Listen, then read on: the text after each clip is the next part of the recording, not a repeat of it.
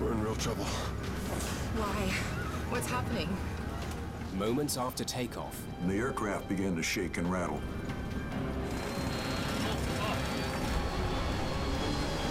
We're going down, Larry. I know it. a 737 plunges into the frozen Potomac River. I thought I was going to die in that airplane that day. A Washington news team captures breathtaking video. It's not fair. This woman's gonna die right in front of us. The images shock the nation. With limited evidence to go on, That don't seem right. The reporter doesn't tell you anything about the engines. Forward. investigators need to try something new. Forward. Lose the crew voices. They turn to an ingenious plan to solve the mystery of Air Florida Flight 90. He should have trusted his instincts.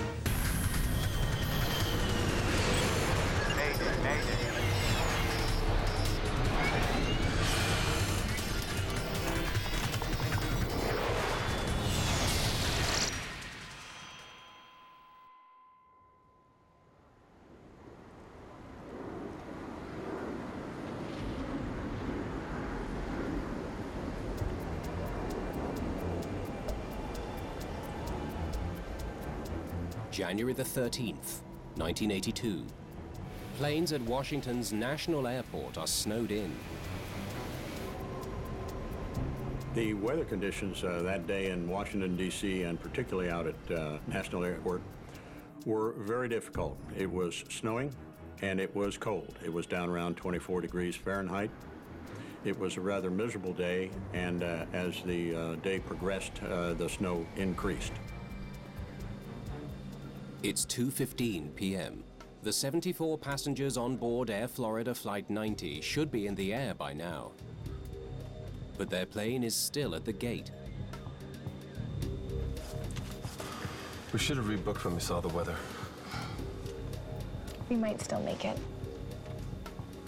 Joe Stiley is a businessman and private pilot. He and his secretary Nikki Felch are traveling to Florida on business. By and large, everybody realized that it was one of those days. It was a snowy day. The chances of getting out were 50-50 maybe.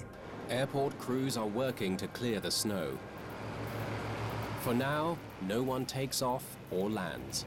You know, in Washington, National Airport only has one runway, and so they don't have the option of removing snow on one runway while they're using the other and then switching back and forth the way many airports do. When they need to close the one runway, the airport's closed. Flight 90 is commanded by Captain Larry Wheaton. 60 degrees in Tampa and we're stuck in a snowstorm. Definitely be good to get home. His first officer is Roger Pettit. Florida is home for both men. We know passengers hate delays. They just hate them. Well, the pilots hate them too, and the air traffic system hates them, because it's just a massive inconvenience for everyone. Also on board, Bert Hamilton, a purchasing manager from Maryland. He's heading to Tampa on business. Priscilla Tirado is moving to Florida to start a new life with her husband Jose and their infant son.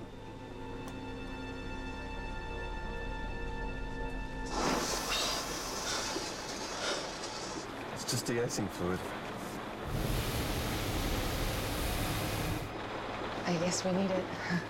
2:45 p.m. The plane gets de-iced. If they can keep their wings clear of snow and ice, the pilots should be able to take off as soon as the airport reopens. After an hour and a quarter, Tower. National Airport finally reopens. Reopening now. Copy that. Okay, showtime. Controllers now face a massive logistical puzzle. Eastern 133, taxi into position and hold. Eastern 133, position and hold. There are more than 20 planes waiting to take off or land. There would have been a lot of people talking at once trying to figure out, you know, when am I going to get released? When am I going to go? Greenland 1625, turn left, taxi and hold.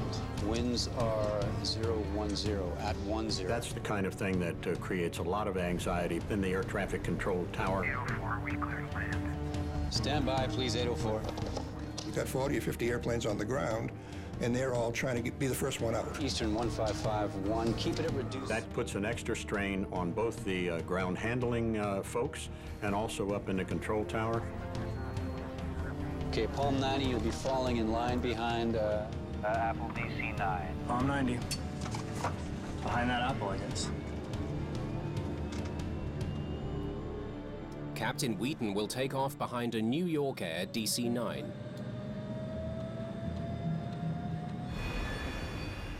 As the Air Florida 737 taxis to the runway, flight attendant Kelly Duncan makes a final cabin check.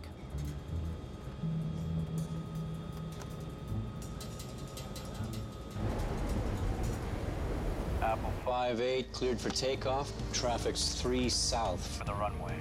Apple 58, takeoff. I think we might get to go here in a minute. Ought to get to work.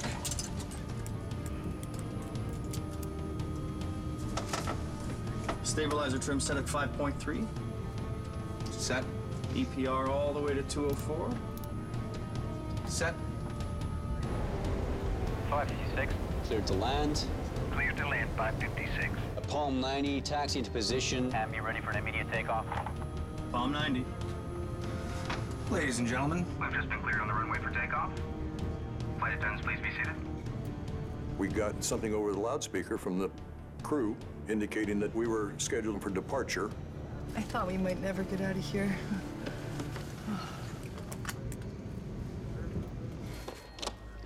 Palm 90, cleared for takeoff. Palm 90 cleared for takeoff. Your throttles. Okay.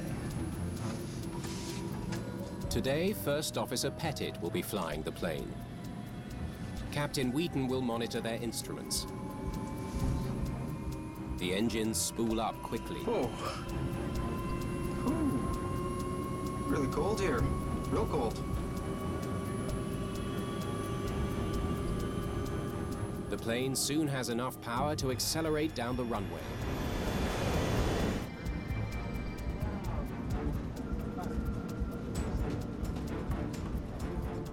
They can't get airborne until they reach takeoff speed, 139 knots. God, look at that thing. That don't seem right. Does it? Yes, it is. There's 80. Huh? Maybe it is right. 120.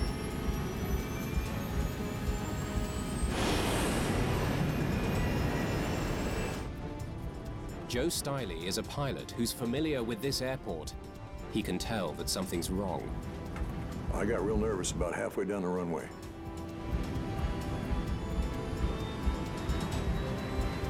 B1.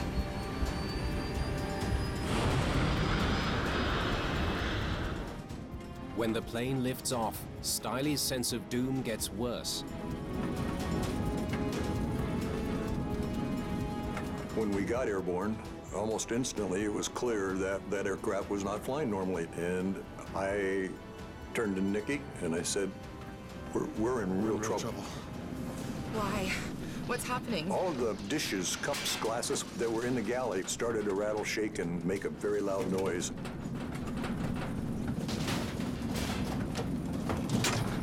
And the aircraft began to shake and rattle. The stick shaker activates, warning the pilots the plane is losing lift. Easy. Captain Wheaton urges Pettit to push the nose of the plane down, a key step for regaining lift. Forward. Forward.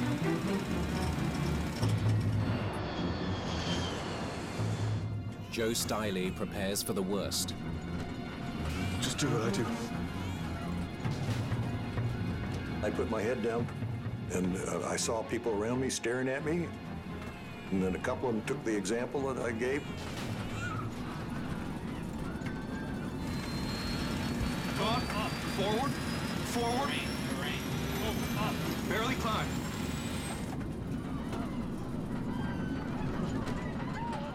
Less than a minute after takeoff, Air Florida Flight 90 is falling to the ground.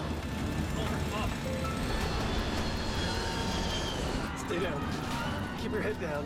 The crew increases engine power, but it's too late. Larry, we're going down, Larry. I know it. The plane hits a bridge over the Potomac River. Felt like almost like we rotated at 90 degrees, like we were going to somersault or something like that.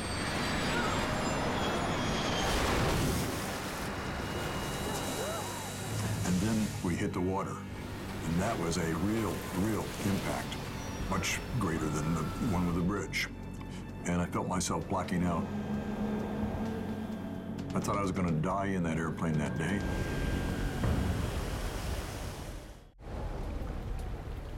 Air Florida Flight 90 is sinking beneath the ice of Washington's Potomac River. When I regained consciousness, I was actually sitting upright in my seat, and the water was starting to come into my mouth and nose. I had a broken foot, broken ankle on both sides. So I got my leg loose, then I did the same thing to Nikki's right leg. I got her out of, she had a summer problem, and I just pulled her by the hand and started heading aft and went over the seats behind me. Of the 79 people on board, 6 escaped from the shattered wreckage and reached the surface. I knew I was out of the aircraft when it ceased to be totally black.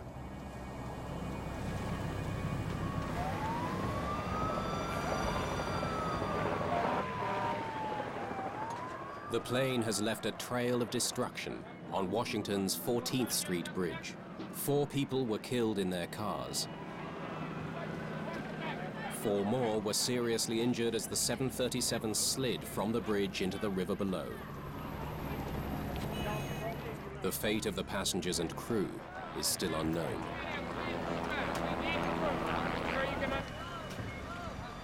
Word of the disaster soon reaches news cameraman Chester Panzer.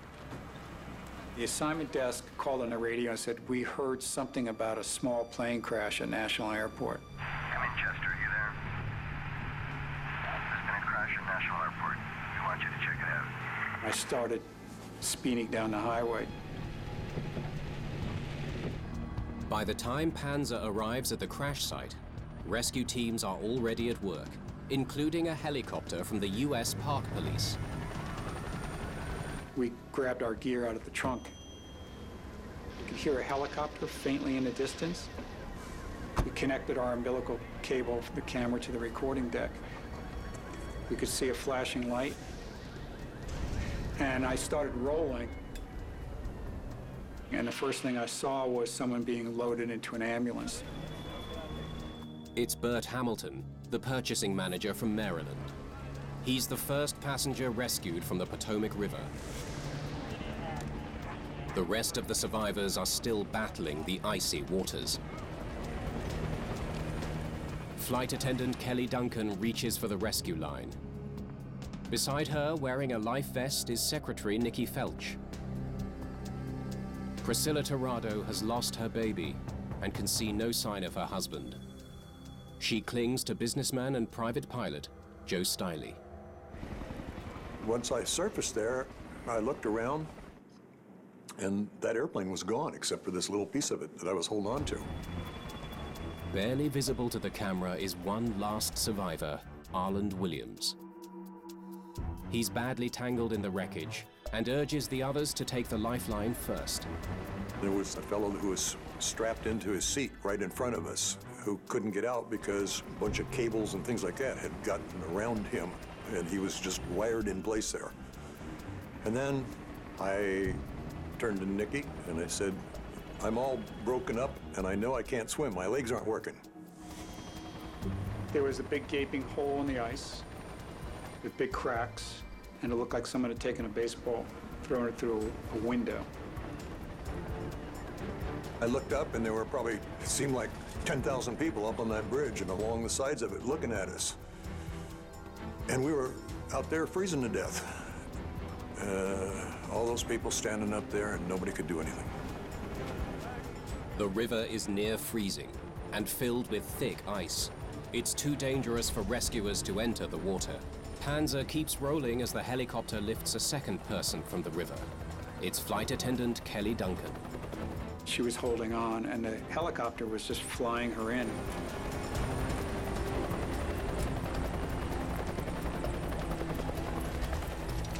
In the numbing cold, Joe Stiley does his best to help two other passengers, Nikki Felch and Priscilla Tirado. I had Priscilla in a kind of an arm lock on this side, and I had Nikki on this side, but this arm wasn't working very well. And the helicopter began to pull us away into the water. I lost Nikki almost instantly because this whole arm just was dysfunctional. And I had Priscilla under that arm for about halfway across the river, and we started running into the broken ice. I was coming up into those ice packs, one pack after another, and all my ribs ended up being broken. At some point during that, I lost my grip on Priscilla and left her laying there on top of a block of ice. Joe is pulled to safety, but Priscilla Tirado is now stranded and alone. The helicopter drops Priscilla a life ring. I watched her be towed off. I saw her lose her grip on the lifeline. That's when it hit me, and that this woman was going to drown in front of me. She was in the open water, and she's being pushed under the water by the helicopter wash. Then one bystander decides to take action. He didn't think about how cold the water was, didn't think what it would do to him.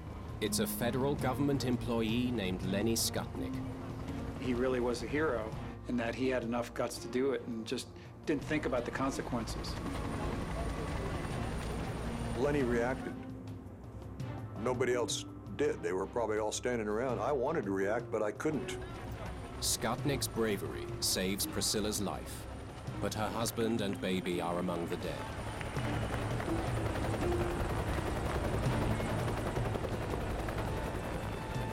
And the paramedic reaches out and grabs Nikki Felch, and he just grabs a hold of her, hoists her up onto the skid the best he can. And he's not even secured into the helicopter. He's basically balancing himself, so it's pretty amazing.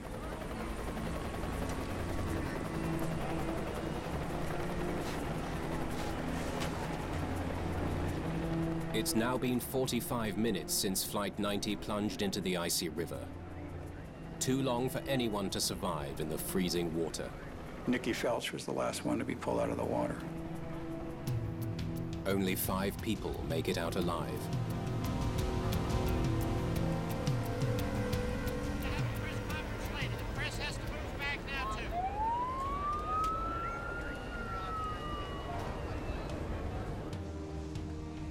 Within hours, NTSB investigators are on the job. Flight 90 has crashed a little more than a kilometer from the runway. The location tells investigators the plane didn't gain much altitude, but little else. All we knew was that it seemed to have hit in a flat attitude, which would indicate some problem of control, but we didn't know what exactly caused it. Yeah. At the airport, they gather as much information as they can. It was quite a day, snowing pretty hard at times. About how the weather affected the flight. So we were closed for about an hour and a quarter while they cleared the snow off the runway. The first thing you look at is the weather. Environmental conditions are always one of the prime considerations when looking at initial causes of any accident. Investigators learned that Flight 90 was delayed for more than an hour while the airport was closed. If ice and snow built up on Flight 90's wings during the delay, it could have prevented the plane from climbing. Ice and snow can interrupt the flow of air over the plane's wings, decreasing lift. The importance of de-icing the aircraft is very paramount. Even a small amount of contamination can affect the performance of a wing, whether it's a light aircraft or a heavy aircraft.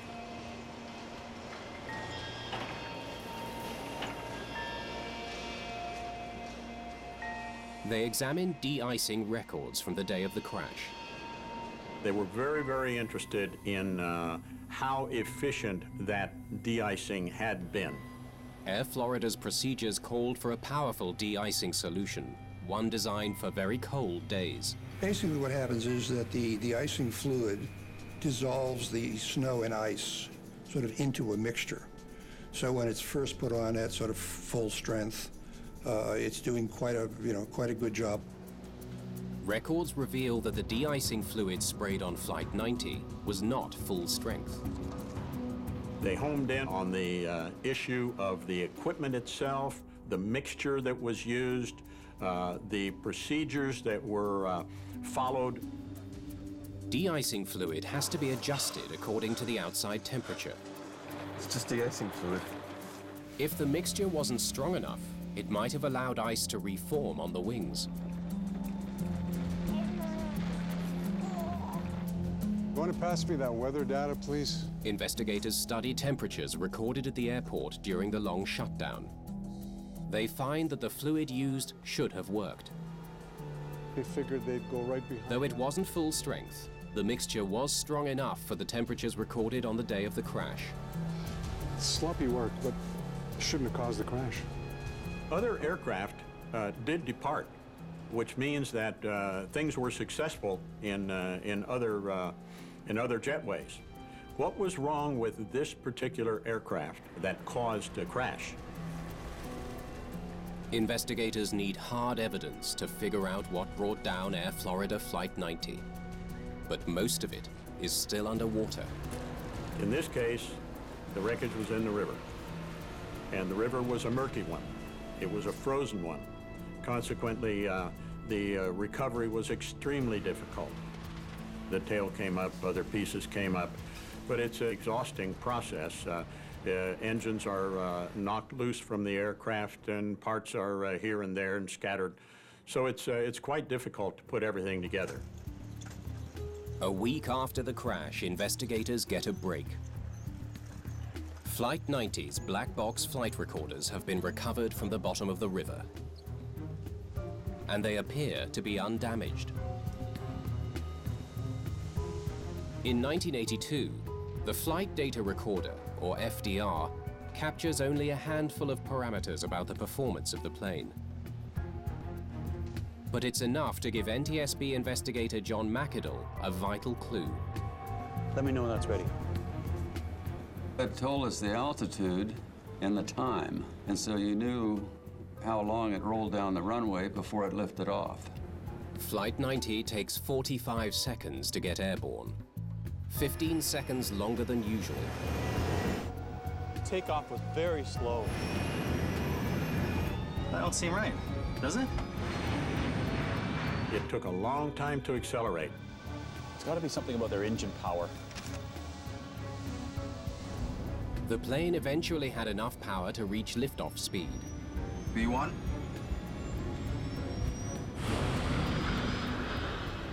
But it did not have enough power to climb.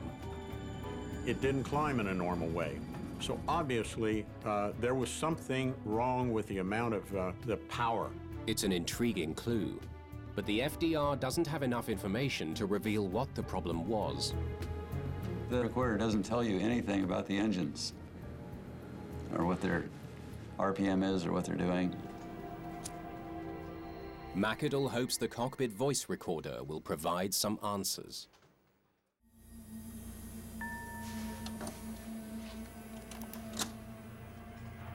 Boy, this is bad. It's probably the worst snow I've seen.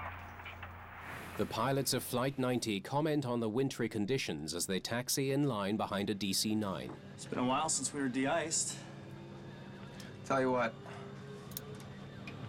my windshield will be de-iced. Don't know about my wing. McAdle listens as Wheaton and Pettit discuss removing ice from their plane's wings. Oh, all we really need is the inside of the wings anyway. The wingtips are gonna shuck all that other stuff. They know that returning to the gate to be de-iced again would mean another long delay. If you have to leave the line, you're going to come back and have to rejoin a big line of aircraft waiting departure. So that's one of the issues that weighs on a captain's decision as to whether to depart the line up or not. Gonna get your wing now. It seems the captain comes up with an unconventional strategy to de-ice without losing his place in line. He maneuvers his plane into the exhaust streaming from the DC-9 in front of them. They pulled up in back of another aircraft, a DC-9, thinking that they might be able to warm up and blow off their aircraft. The DC-9's engines expel a 100-kilometer-an-hour blast of 300-degree heat. Did they get yours? Can you see your wingtip? I got a little bit on mine. A little. This wing's got about 1/4 to 1/2 inch on it. All the way. It's a disturbing conversation. One that suggests these pilots were experimenting with an unofficial procedure. But so far, McAdoo has heard nothing that explains a loss of engine power. Your throttles? Okay.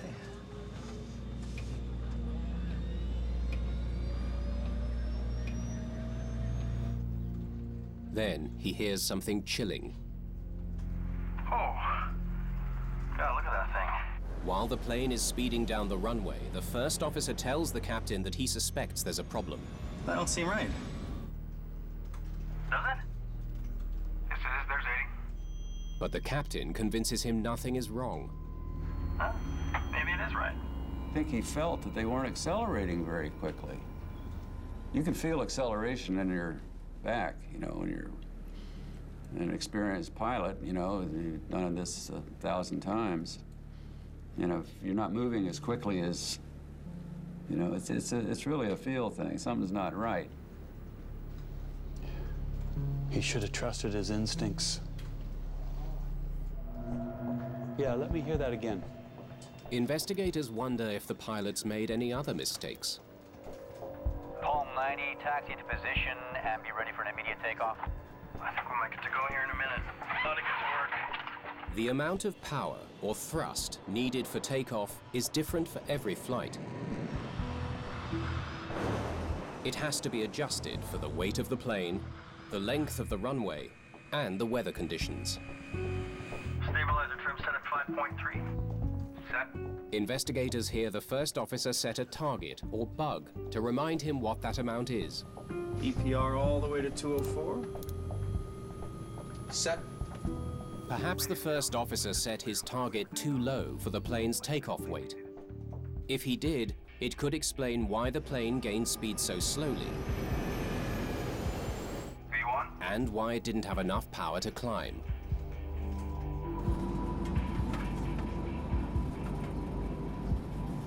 The engines could have been running, but not with enough power or thrust to maintain the airspeed required to get the lift that you needed to stay off the ground. The weight of the plane was recorded before the flight. Investigators use this to calculate how much power Flight 90 needed to get safely off the ground. Everything checks out. They weren't overweight. Come on, I've got an idea. With little data from the FDR, McAdoo comes up with an unusual way to analyze the power coming from Flight 90's engines. I don't recall it ever being used in any other accident or available for any other accident. He hopes to figure out how much power the engines were providing by analyzing the sound they made. Jet engines contain turbines that make different sounds depending how quickly they're spinning. When the engine needs more power, the turbine spins faster, and the frequency of the sound changes. You ready to go? Yeah. The sound of Flight 90's engines should tell McAdoo how much power they were generating. And thanks to the unique design of the 737, with its engines mounted close to the cockpit, he already has a recording of the sound he needs. It's unique in that the sound of the engines is recorded in the background on the cockpit voice recorder. They play back the cockpit voice recorder in a soundproof room. 120.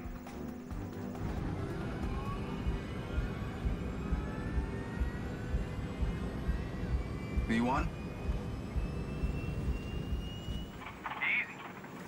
We did a digital sound analysis of the cockpit voice recorder, which can eliminate all other noises except that frequency of the engines on the cockpit voice recorder.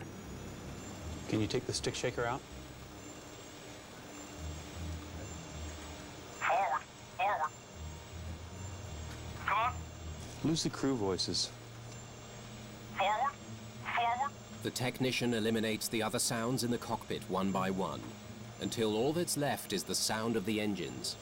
It's a pretty scientific and detailed issue to look at blade passing frequencies and outside noise and compare it to a normal takeoff.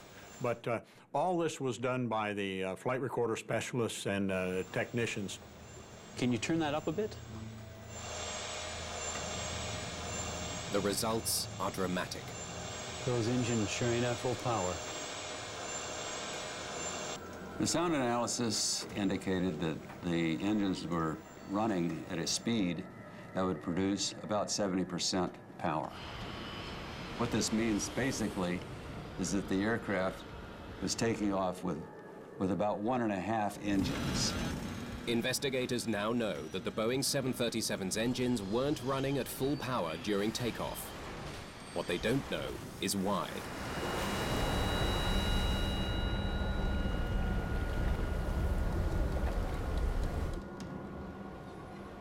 A key piece of wreckage may hold the answer. It's the engine pressure ratio gauge, or EPR, which is connected to a sensor at the front of the engine. It measures the increasing pressure of air passing through the engine to calculate thrust. Your throttles? Okay. The gauge tells pilots when they have enough power to climb. If it was malfunctioning, it might have given the crew a faulty reading.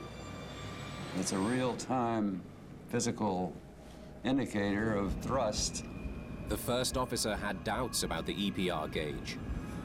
God, look at that thing. That don't seem right. Does it? But the captain made the mistake of focusing only on his speed. Yes, it is. There's 80.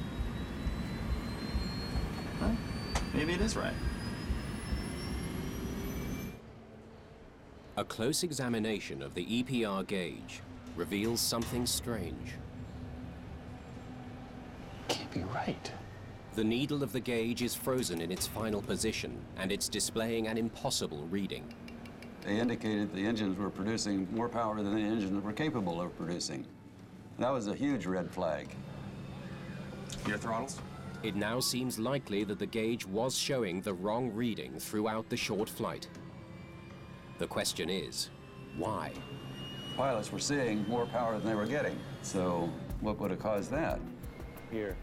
Investigators begin to suspect that the weather may have played a role in the accident after all.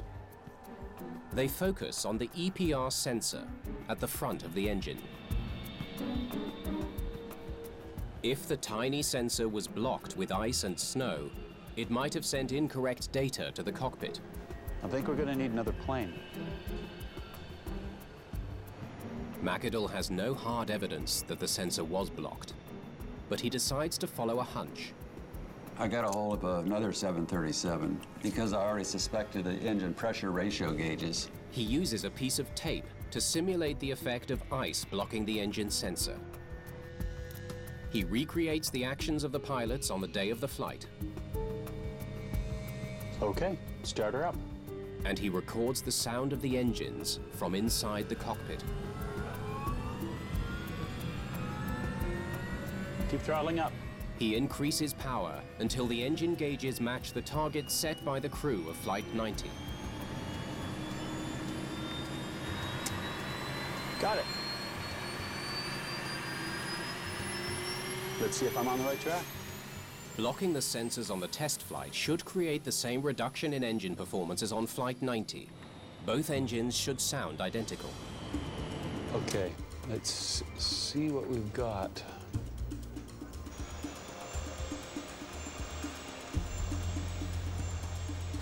McAdoo compares the sound of his test flight to the engine noise captured during Flight 90's takeoff.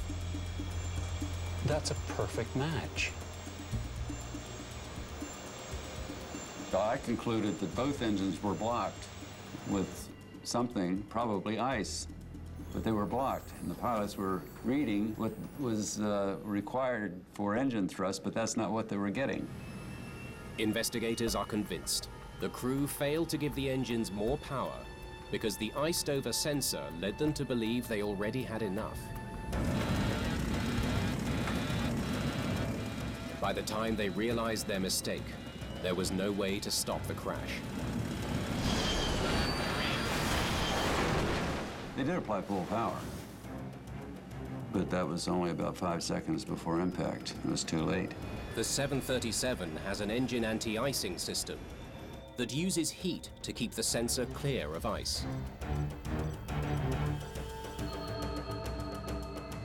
Stabilizer trim set at 5.3. Set. EPR all the way to 204. Set. Anti-ice. Off. Ladies and gentlemen, we've just been cleared on the runway for takeoff. Unbelievable. Flight attendants, please. One of the worst snowstorms, and they have their anti-ice turned off. The investigators found that to be astounding, that they had replied to anti-ice, engine anti-ice, with a rote answer of off, and that both people accepted that. It seems the two Florida-based pilots were following their usual warm weather routine. Off. They were in the Florida mindset. They weren't in the cold weather scenario mindset at that moment when that call out and reply were made in the cockpit. But McAdoo still has a question. A 737 is designed to take off with just one working engine. Even with the reduced power, Flight 90 should have been able to get off the ground. There's still a problem because the aircraft was designed to take off with one engine after it reaches a certain speed, which it did. So there had to be something besides the engine power. Investigators study the pilot's records. They learn Captain Wheaton has a history of mistakes. Huh. What have we here? Captain Wheaton. Look at all the unsatisfactories. He's been reported more than once for failing to follow procedures, especially during takeoffs and landings. Unsatisfactory adherence to regulations, checklist usage, pre-flight, unsatisfactory, flight procedures, unsatisfactory.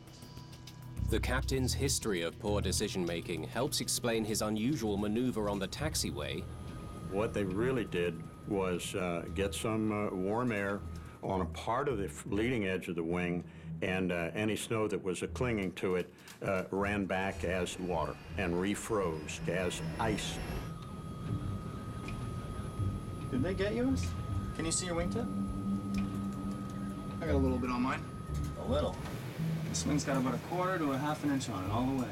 Consequently, they did a lot more harm to their aircraft. Investigators believe the ice on the wings degraded the plane's performance only slightly. When combined with low engine power, though, it was enough to rob the pilots of the lift they needed to climb. The only remaining question: why was the crew willing to take such a dangerous risk? It's been a while since we were de-iced. Tell you what, my windshield will be de-iced. Don't know about my wing. Investigators believe the inexperienced pilots may have underestimated the dangers they were facing. They were Air Florida. Neither pilot was real used to flying in snow or, wintertime conditions. Oh, all we really need is the inside of the wings anyway. The wingtips are gonna shuck all that other stuff. The captain had, I think it was 8 takeoffs in that kind of weather. The first officer who was going to make the takeoff as a pilot flying had 2 experiences. So regarding the ability of the flight crew to understand all the ramifications of the existing environmental conditions, they were literally unqualified. The pilots' poor judgment and inexperience proved to be a deadly combination when they confronted the vicious snowstorm in Washington. The captain knew things were wrong. He didn't want to stay there in Washington. He wanted to get out of town. B1?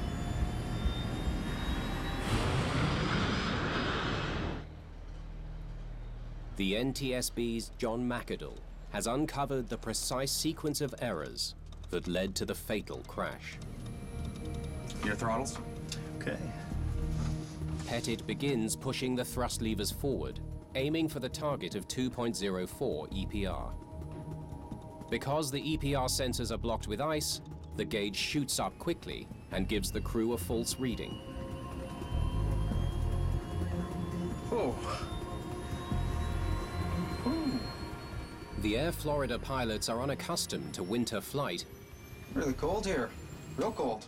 And attribute the unusual engine behavior to the cold. We hear the co-pilot articulating concern. God, look at that thing. That don't seem right, does it? And yet it's not acted upon by the captain. Yes, it is. There's 80. The captain should probably have said, hey, wait a minute, let's abort this takeoff and let's figure out what's wrong with these engines. B1.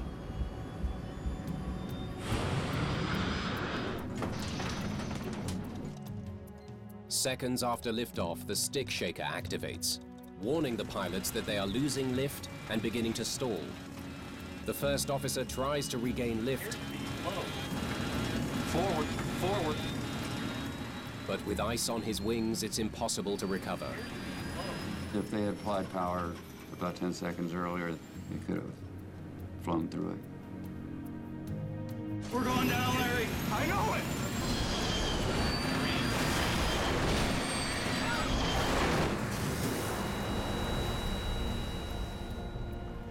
The accident occurred because of accumulation of numerous decisions that were made by this particular flight crew. It became apparent that whoever was flying that airplane wasn't doing it properly, and I knew that halfway down that runway. And I thought, what a shame, because we're all going to get killed. And most of us did.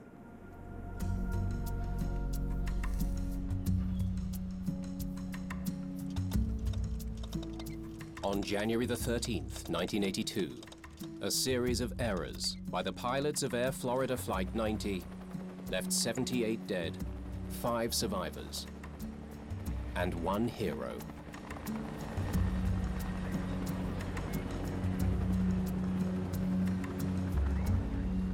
For his brave rescue of Priscilla Tirado, Lenny Skutnik is honored during President Ronald Reagan's State of the Union address and is given a standing ovation from Congress.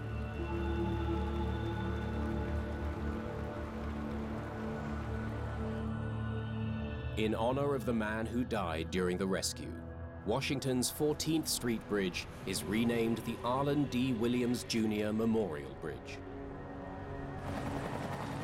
The Air Florida disaster was a wake-up call for better flight safety in winter conditions. There were so many things that the pilot community was able to learn from this accident. After the Air Florida accident, you simply do not take off if you have any contaminant on your wings. It's almost unheard of to try that. In the aftermath of this accident, northern airports around the world improved de-icing facilities so that pilots can de-ice near the runway just before takeoff. Powerful technology now clears runways faster, helping airports avoid long delays after a heavy snowfall. Today we've got this new multi-function equipment that's got brooms and blowers and plows all in one big $1 million piece of equipment. Since the Air Florida disaster, pilots and regulators better understand the risk of winter flight. Unfortunately, it took the Air Florida accident to bring a lot of focus on this issue. Icing has been with us since Lindbergh, who iced up as he went across the Atlantic, and it will continue to be with us as we proceed in the future. How can witness statements about a violent argument help experts solve the mystery of Britain's worst air crash? Air Crash Investigation is back after the break.